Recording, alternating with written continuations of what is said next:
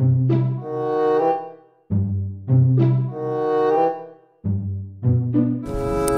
nous sommes partis pour faire un petit parcours sur les passions et les vertus.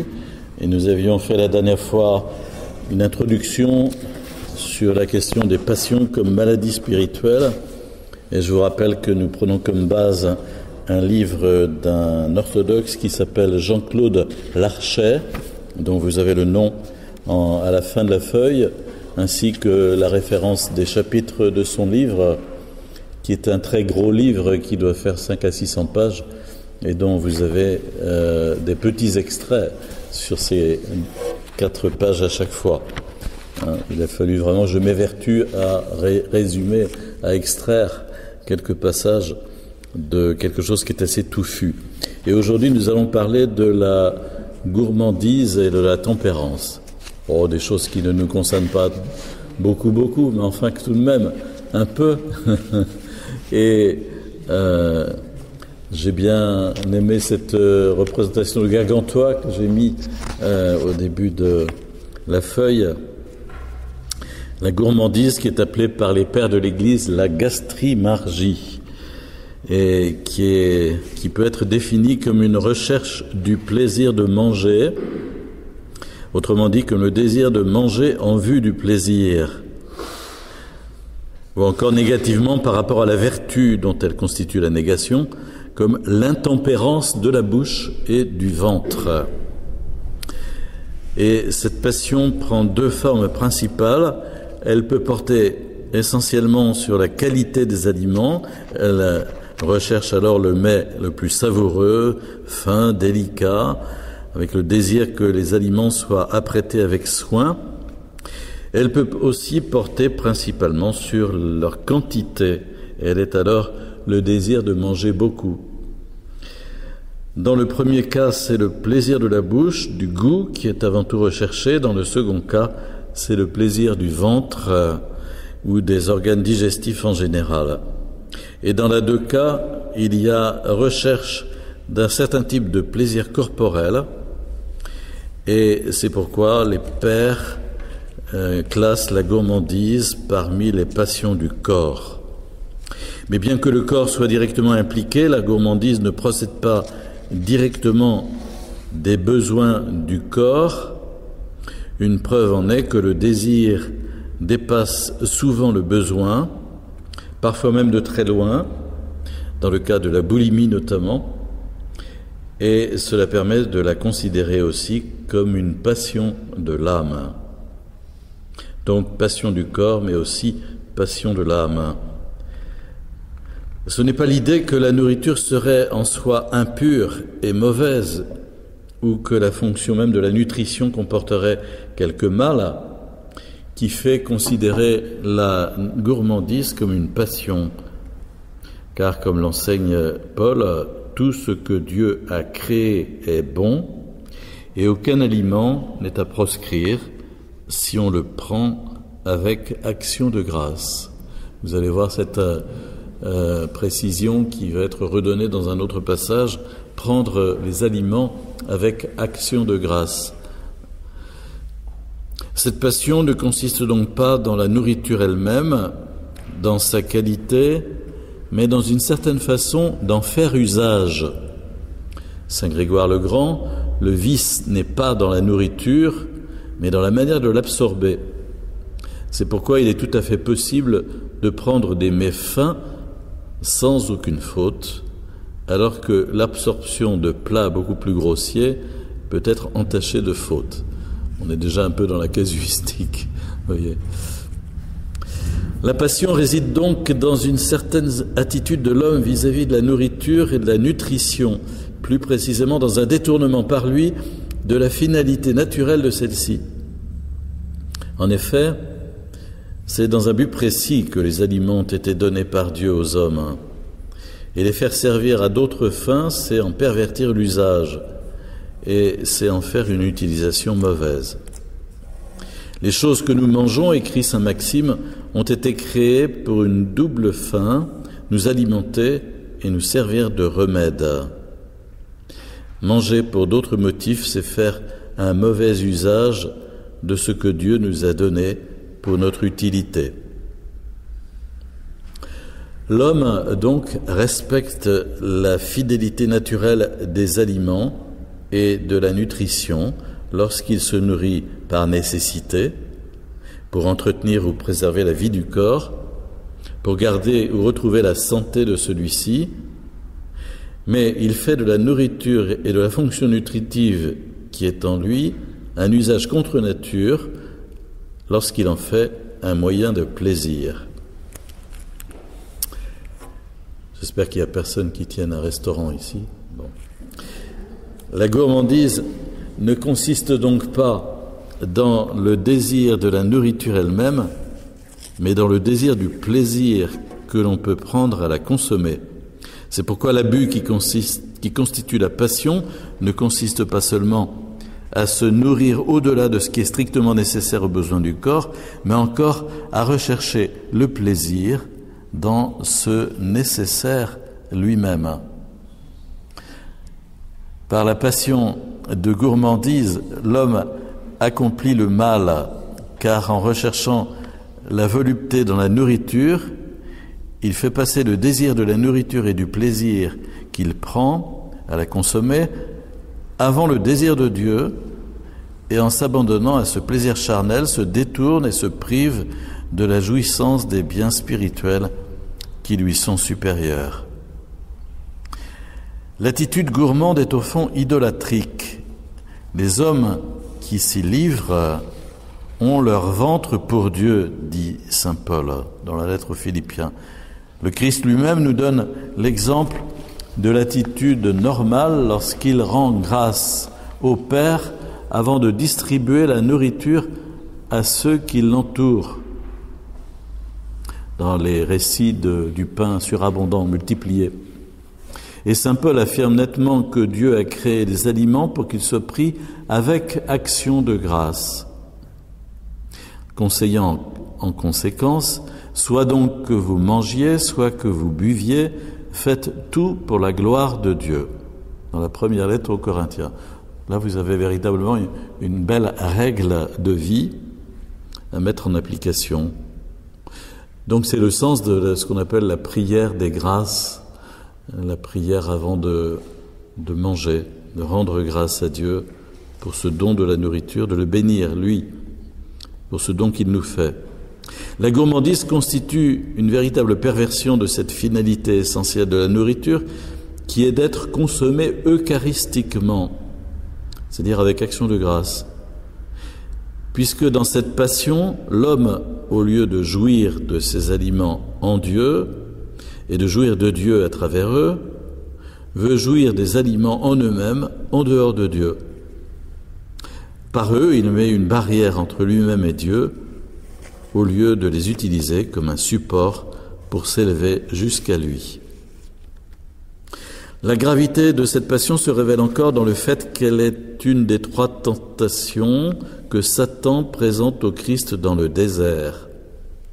Et en lui résistant, le Christ, nouvel Adam, rétablit entre l'humanité et Dieu, et partant entre le cosmos et la divinité, la communion que le premier Adam avait rompue.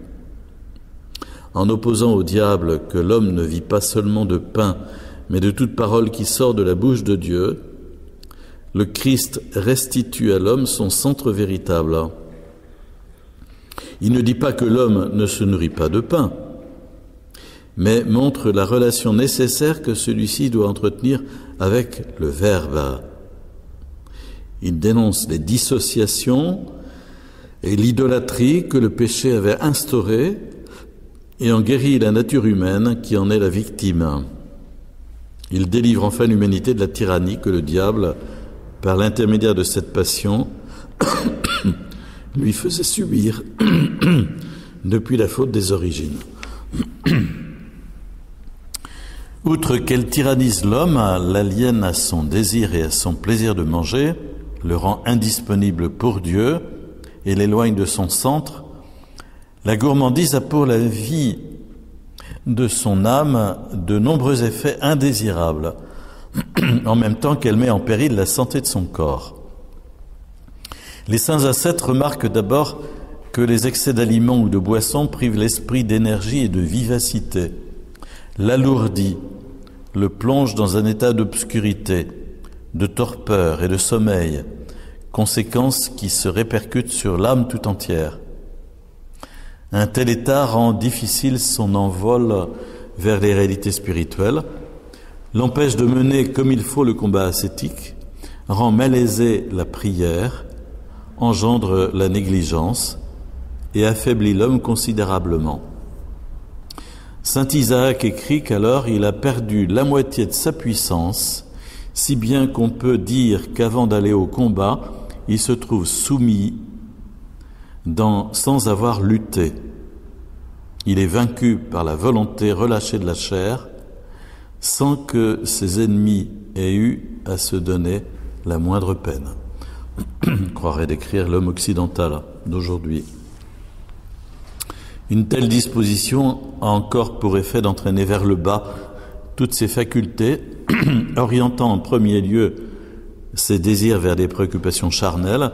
Saint Jean Climac dresse une longue liste des rejetons de cette passion, à qui il fait dire dans une prosopopée « Mon premier-né est le serviteur de la luxure. Après lui vient en second l'endurcissement du cœur. Le troisième est le sommeil. De moi procède une mer de pensées, des flots de souillure, un abîme d'impureté insoupçonnée, innombrable. Mes filles sont la paresse, le bavardage, la désinvolture, la plaisanterie, la bouffonnerie, l'esprit de contradiction, la raideur, l'opiniâtreté, l'insensibilité, la captivité, la suffisance, la témérité, la vantardise, qui entraînent à leur suite l'impureté de la prière, le tourbillon des pensées et souvent des malheurs soudains et inattendus auxquels est étroitement lié le désespoir, le plus néfaste de tous mes rejetons. On pourrait peut-être en dire autant de la plupart des passions d'ailleurs. Alors par rapport à la gourmandise, la tempérance avec ce petit lama comme logo, l'action thérapeutique qui vise à guérir l'homme de ses maladies spirituelles doit s'attaquer en premier lieu à la passion de gourmandise. D'une part parce que cette passion est la plus grossière, la plus primitive. D'autre part parce que la victoire sur elle conditionne dans une large mesure le combat contre les autres passions. Ça a l'air de rien, mais c'est pourtant essentiel. Ainsi, Saint Grégoire le Grand écrit « Personne ne peut prendre le dessus dans le combat spirituel qui n'a d'abord dominé en lui l'ennemi qui se camoufle sous ses appétits gourmands. C'est un leurre que de vouloir engager le combat contre les puissances lointaines lorsqu'on est terrassé par celles qui sont toutes voisines. Certains hommes qui ignorent la tactique à suivre dans le combat négligent de dompter leur gourmandise, mais se lancent dans des combats spirituels extraordinaires. Ils ne laissent pas de réaliser parfois des choses importantes qui réclament beaucoup de tempérament, mais dominés par la gourmandise, les attraits de la chair leur font perdre tout le profit de ce qu'ils ont réalisé avec courage. Premièrement, nous avons vu en examinant la passion de gourmandise qu'elle consiste en premier lieu à désirer des aliments, non dans le but de se nourrir, mais en vue du plaisir qu'ils procurent, et que ce plaisir est recherché soit par le biais de la qualité, soit par le biais de la quantité, ce qui constitue dans les deux cas une véritable perversion de la fonction nutritive, un détournement de la finalité naturelle et normale. La thérapeutique de la gourmandise et l'acquisition corrélative de la vertu de tempérance, entendue au sens étroit, qui lui est opposée, consisteront d'abord à opérer un retournement de cette attitude, autrement dit, à prendre la nourriture exclusivement par besoin, c'est-à-dire uniquement en vue d'assurer la vie et de maintenir ou de rétablir la santé du corps, en évitant d'une part toute recherche de volupté sensible et d'autre part tout excès par rapport à la stricte nécessité. Là, je sens que je suis en train de démobiliser les cuisinières. Le combat contre la passion s'accomplit principalement par le renoncement au plaisir sensible qui la suscite et la nourrit. Ce renoncement se réalise d'abord par l'évitement des occasions particulières de le rencontrer et par le refus de rechercher les mets agréables. Mais il subsiste une difficulté dans le fait que le plaisir se trouve naturellement lié à la fonction nutritive. Il faut alors s'efforcer, comme le recommande saint Grégoire le Grand, de dissocier le plaisir du besoin et de ne pas s'attacher au premier. La tempérance consiste donc à strictement parler, plutôt qu'à s'abstenir du plaisir, à ne pas le rechercher et à ne pas s'attacher à lui, et plus fondamentalement, à ne lui prêter aucune attention. Parce que la gourmandise ne porte pas seulement sur la qualité des aliments, mais aussi sur la quantité, les pères recommandent en même temps d'éviter tout excès et donnent comme principe concret d'application de ne pas manger ni boire à satiété et de rester toujours quelque peu sur sa faim et sur sa soif. Ainsi, saint Jean Cassien écrit « La règle générale à suivre quant à la tempérance consiste à s'accorder ce qu'il faut de nourriture pour sustenter le corps, pas assez pour l'assouvir. » Saint Hypatios enseigne « Nous ordonnons de gouverner le corps afin qu'il ne soit pas alourdi d'aliments et ne fasse pas sombrer l'âme dans les péchés, et d'autre part qu'il ne se racornisse pas et s'affaisse et n'empêche pas l'âme de se consacrer aux choses spirituelles. Mais l'âme doit contraindre le corps en sorte que lorsqu'il s'affaiblit, elle lui cède un peu et lorsqu'il reprend de l'énergie, il resserre les brides. Et la recherche d'équilibre. Deuxièmement, nous avons vu, en examinant la passion de gourmandise, que son caractère pathologique tient non seulement à ce qu'elle constitue une perversion, un usage contre nature de la fonction nutritive, mais aussi et surtout au fait qu'elle détourne l'homme de Dieu. Nous avons vu comment elle constitue au fond une attitude idolâtrique, l'homme faisant de ses fonctions gustatives et digestives le centre de son être et de leur satisfaction un sujet de préoccupation et parfois même un des buts essentiels de son existence, leur donnant la place qui revient naturellement à Dieu. La thérapeutique de la gourmandise ne peut consister, là encore, que dans la conversion, dans un changement d'attitude qui permette à l'homme de redonner la première place au désir de Dieu, à l'attention à Dieu, et de considérer que Dieu est pour lui le seul absolu, la seule fin véritable de son existence, que c'est à lui que revient toute gloire, honneur et adoration, et que les biens spirituels que l'on reçoit de lui sont les seuls qui conviennent véritablement à la nature de l'homme et qui soient parfaits.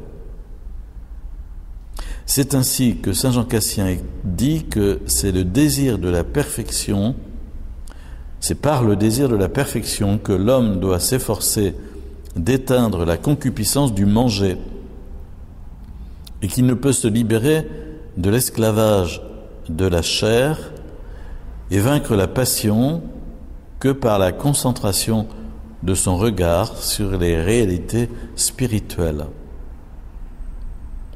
Mais il est incontestable d'autre part que la gourmandise est l'une des passions corporelles, c'est-à-dire qui ont avec le corps une relation directe et essentielle, non seulement parce qu'elles ne peuvent se manifester que par son intermédiaire, mais encore parce qu'il contribue à les susciter. Or, ces passions, comme le dit Jean Cassien, ne guérissent que par un traitement double. Autrement dit, la thérapeutique mise en œuvre au niveau de l'âme doit être complétée par une thérapeutique s'appliquant au corps lui-même. C'est ainsi que les jeûnes, les veilles, le travail corporel peuvent, selon les cas et les circonstances, contribuer à la guérison de la gourmandise. Nous avons vu en étudiant la passion de gourmandise qu'elle est pour l'âme et le corps de l'homme la source d'un grand nombre de maux et que les pères la considèrent comme l'introductrice de toutes les autres passions et comme la destruction de tous les fruits des vertus. Il va donc de soi que la pratique de la vertu de tempérance permet l'élimination de ces maux et de ces passions et inversement procure la santé et se révèle le principe d'une multitude de biens et de vertus. Nous avons remarqué en premier lieu que la gourmandise établit une série d'obstacles à la vie spirituelle, puisqu'elle a pour effet de plonger l'âme dans la torpeur, d'épaissir et d'alourdir l'esprit, de ralentir ses mouvements, l'empêchant de mener comme il faut le combat, réduisant et altérant sa capacité de discernement et rendant malaisée la prière. La tempérance permet de lever ces obstacles et a dès lors pour effet de faciliter les fonctions de l'âme, notamment de rendre l'esprit plus vigilant, plus dynamique, de renforcer ses capacités de discernement et de compréhension, de favoriser la componction et la prière. Vous n'avez qu'à faire l'exercice d'essayer de prendre un temps d'adoration ou de prière après avoir vraiment fait un très bon repas et de faire le même exercice après un moment de jeûne. Eh bien, vous verrez que le résultat n'est pas du tout le même. C'est-à-dire qu'effectivement, la gourmandise a pour effet de plomber les fonctions spirituelles.